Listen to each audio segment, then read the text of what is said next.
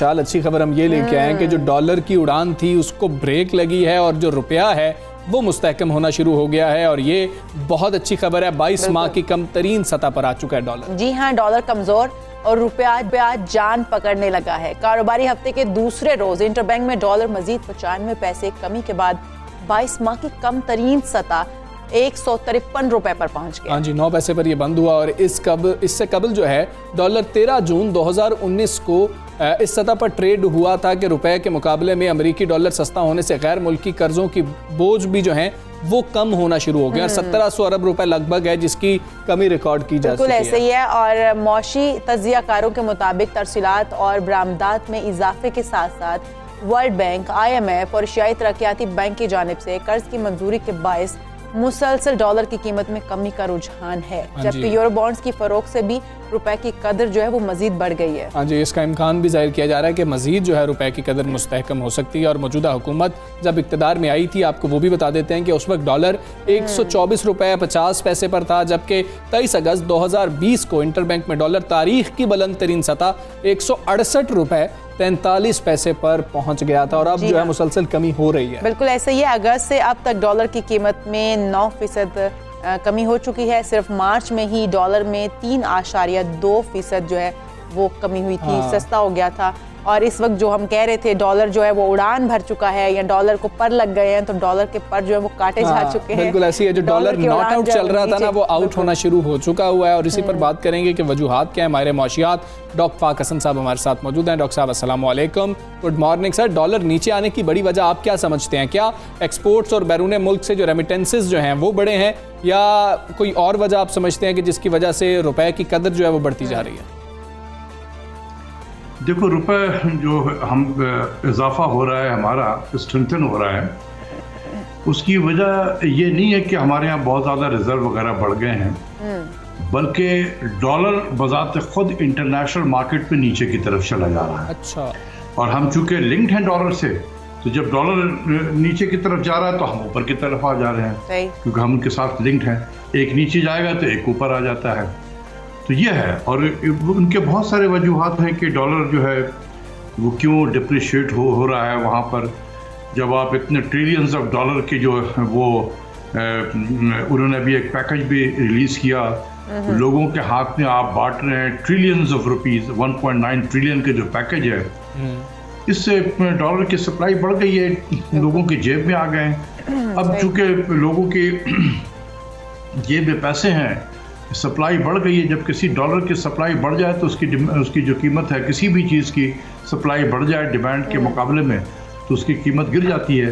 तो dollar international market में गिरी और हम उसके साथ लिंक्ड हैं, तो हम ऊपर की तरफ हमने देखा कि आप समेत दीगर माहिर मुआशियात स्टेट बैंक की हुकूमती इख्तियार से निकालने के मुखालिफ थे, लेकिन रजा बाकर ही की ये पॉलिसियाँ हैं जिनकी वजह से अब डॉलर नीचे आ रहा है। इस पर आप क्या कहते हैं?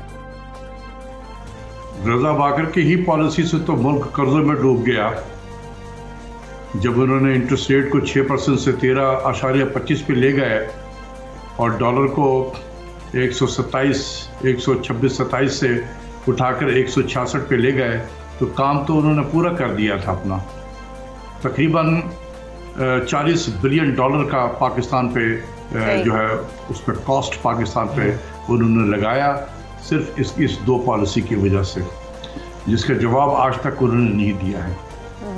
ठीक है ना, तो ये इनकी किसी पॉलिसीज की वजह से नहीं आ रहा है, हमारी किसी पॉलिसीज की वजह से डॉलर तो नीचे नहीं आ रहा है जी।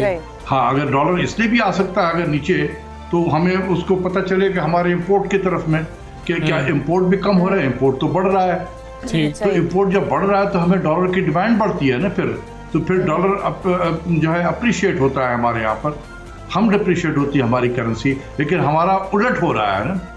तो इसका मतलब ये हुआ है कि डॉलर पे कहीं पे प्रेशर है, डॉलर बाजार खुद नीचे की तरफ जा रहा है, हमारी तो कोई असर नहीं है। ठीक है डॉक्टर फाक हसन साहब, हमें बताइएगा मईशत के हवाले से आपके ख्याल में डॉक्टर हफीज़ शेख की जगह हमाद अजहर को वज़ीर लगाना कैसा फ़ैसला है? क्या बेहतर फ़ैसला किया गया है? क्या वज़ीर आज़म IMF की जो नई शराइत थी उससे नाला थे, या फिर ये जो है आइनी मामलात थे, कुछ आइनी पेचीदगियाँ थी जिसकी वजह से तब्दील करना पड़ा? कोई इतनी बड़ी बात नहीं है।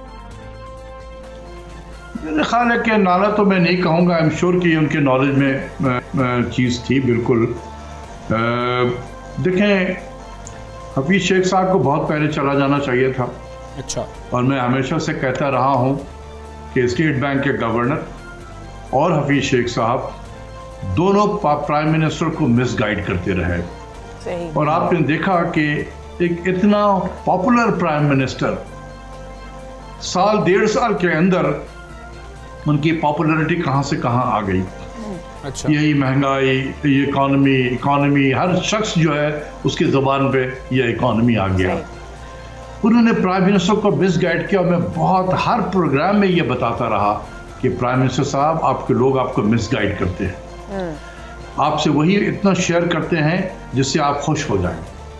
तो वज़ीर आज़म का काम ये नहीं है कि उतना ही से इंफॉर्मेशन ले जिससे उससे खुशी होती हो, उसको तो होलिस्टिक पिक्चर उनके सामने होना चाहिए।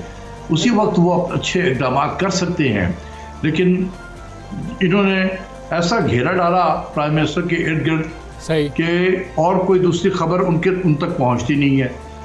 चैनल के ज़रिए से जब पहुंचती है, उनको कहते हैं सर ये तो सारे हमारे मुखालिफिन हैं, वो हम सबों को मुखालिफिन के खाते में डाल देते हैं। तो इन्होंने तो क्रिटिसाइज करना है।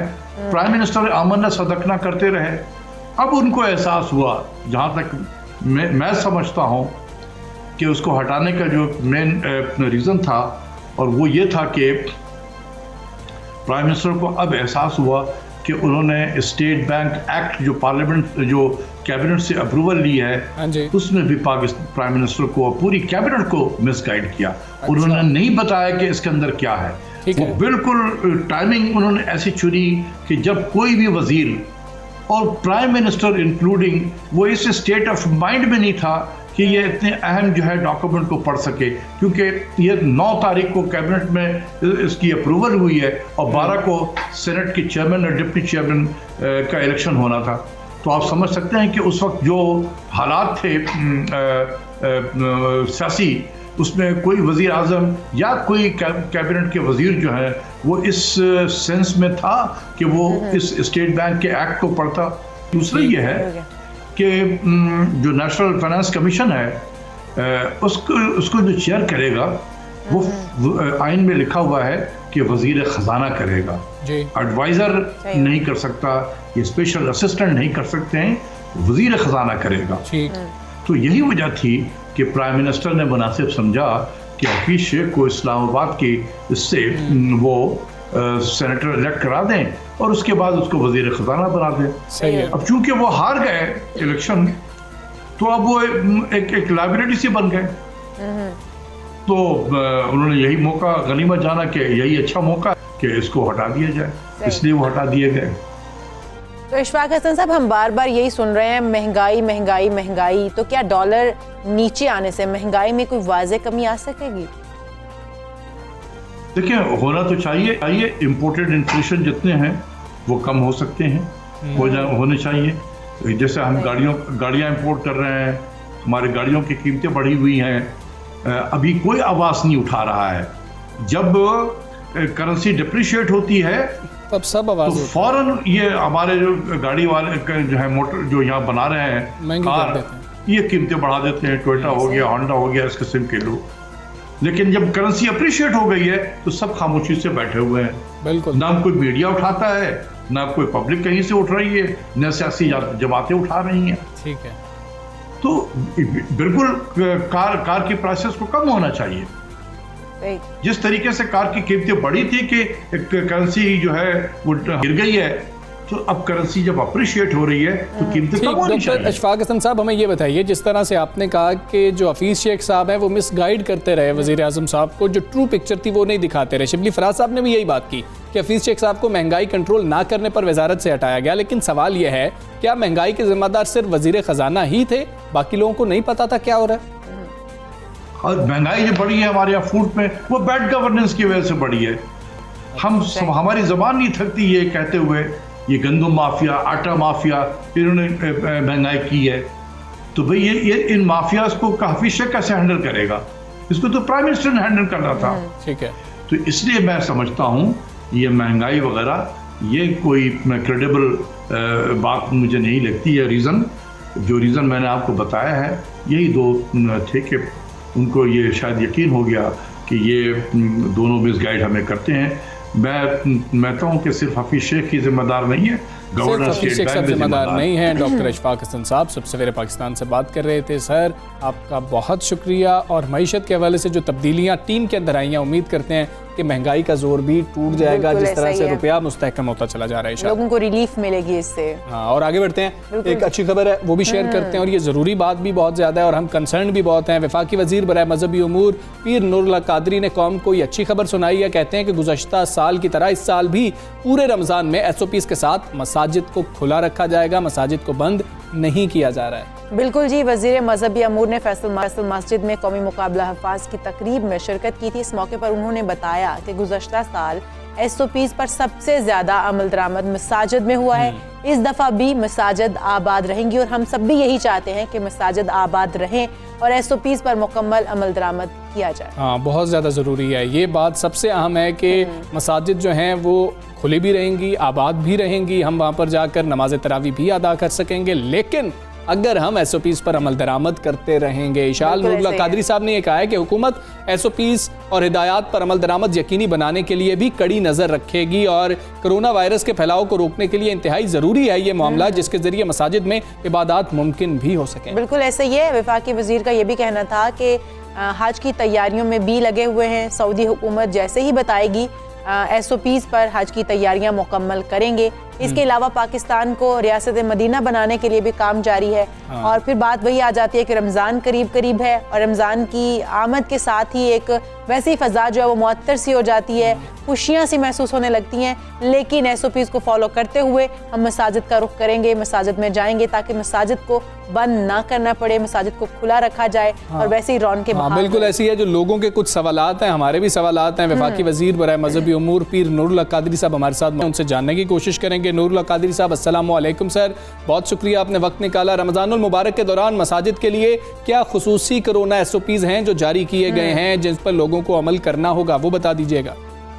ये सारी डिस्कशन उसी का इजलास है, इसी हवाले से ये एजेंडा पे रखा गया है। और चूंकि हम जो भी आगे लाए है अमल होगा रमजान मुबारक के लिए और मसाजिद में तरावीह और खत्म कुरान के लिए, इत्तिकाफ के लिए, तो उसमें MCUC के साथ मुशावरत के साथ हम कोई फैसला कर लेंगे। तो कल उनके साथ हमारी मीटिंग है, तो वो सारी सूरत हाल उसके बाद वाज़ेह होगी कि हमने आगे किस तरह किन SOPs के तहत जो है मसाजिद यकीनन हम खुली रखेंगे। और पिछले साल भी हमने 20 नुकात SOPs के को फॉलो किया था, अब भी कोशिश करेंगे कि स्ट्रिक्टली उन SOPs को फॉलो कादरी किया साहब, जा सके। रमजान में तरावी की नमाज के लिए भी क्या कोई खसूसी हिदायत जारी की गई हैं? जैसे सऊदी अरब में इस बार 10 रकात नमाज तरावी अदा की जाएगी। नहीं जी, हमारे जिन मसाजिद में 20 रकात तरावी होती हैं तो उसी तरह मामूल के मुताबिक होगी। पिछले साल भी हमने जो 20 नुकात SOPs रमजान के लिए, इत्तिकाफ के लिए, तरावीह के लिए और ईद के लिए मुतय्यन किए थे उलमा की मुशावरत से, MCUC की हिदायत के मुताबिक। और बाद में तकरीबन वही SOPs 20 नुकाती एहतियाती तदाबीर तकरीबन तमाम आलम इस्लाम में मसाजिद और इबादत के हवाले से मुतय्यन की गई थी। तो एक दफा भी हम इंशाल्लाह कल MCUC में मुशावरत के बाद इंशाल्लाह उसी पे हम अमल करेंगे। कादरी साहब, रमज़ान के दौरान मसाजिद में SOPs पर अमल दरामद के हवाले से आपकी क्या उलमाए कराम से बातचीत हुई है? क्योंकि उनका ताउन बहुत ज़्यादा दरकार होगा, वो हुकूमत से ताउन करने पर तैयार हैं। जी, पिछले साल तो हमारी एक भरपूर इस हवाले से एक एक्सरसाइज हुआ था और प्रेसिडेंट ऑफिस से तमाम गवर्नर हाउसेज में और तमाम उलमा ऑन बोर्ड पे, और उन्हें भरपूर साथ दिया था। और इंशाल्लाह इस दफा भी हम इसी तरह कोशिश करेंगे। कुछ उलमा से तो हमारे रवाबित हो गए हैं और बाकियों से भी हम करेंगे। और पिछले रमजान मुबारक में भी जो एंड ऑफ रमजान और जून में जो रिपोर्ट आई थी वो ये थी कि सबसे ज्यादा SOPs को जो फॉलो किया गया वो मसाजिद में फॉलो किया गया। मसाजिद में जो शरा और रिश्वता SOPs की फॉलोइंग था वो बाजारों से, मार्केटों से, एयरपोर्ट्स की निस्बत, ट्रांसपोर्ट की निस्बत, रेलवे स्टेशन की निस्बत, अस्पतालों की, हर जगह से ज्यादा फॉलो किया गया मसाजिद में। नूरुल्लाह कादरी साहब, रमजान में मसाजिद में जाने वाले लोगों से आप क्या अपील करेंगे, क्या पैगाम देना चाहेंगे कि उनको किस तरीके से आना चाहिए? उसमें हम यही उनको गुजारिश करेंगे कि जो मुअम्मर अफराद हैं वो मसाजिद से एहतराज करें और वजू और तहारत अपनी घर में मुकम्मल करे और अपने साथ अपना एक जाए नमाज ले आए, जाती जाए नमाज, और सोशल डिस्टेंस का मसाजिद में ख्याल रखा जाए और तरावीह को पूरी जगह रखी जाए। अगर जिन मसाजिद में सहन है और वहाँ पे गुंजाइश है तो वहाँ पे रखी जाए, और अगर नहीं है तो रोशनदानों और खिड़कियों और दरवाजों को खुला रखा जाए। और इसी तरीके से जो ही फर्ज नमाज या तरावीह खत्म होते हैं तो बाकी मसाजिद में लोगों को रुकना उसकी हम ताकीद करेंगे कि न रुकें। और इस तरीके से जो पिछले हमारा 20 नुकाती प्रोग्राम था 120 से, उसी को वो बिल्कुल इस हवाले से बहुत ही कंप्लीट और जामे हैं, और डॉक्टर से भी उसमें राय ली गई थी और उलमाए किराम से भी। बिल्कुल ठीक है। बाकी वज़ीर बराए ममूर नूरुल्लाह कादरी साहब जो हैं हमारे साथ मौजूद थे और बता रहे थे कि मसाजिद जो हैं वहाँ पर आप जा सकेंगे और मसाजिद आबाद रहेंगी। जो नमाज तरावी है वो भी 20 रकात पर होगी, लेकिन बात यह है कि SOPs पर अमल दरामद हम सबको करना होगा और उस हवाले से जो वाज़े तौर पर SOPs बनाए जाएंगे वो भी जल्द ही शेयर कर दिए जाएंगे।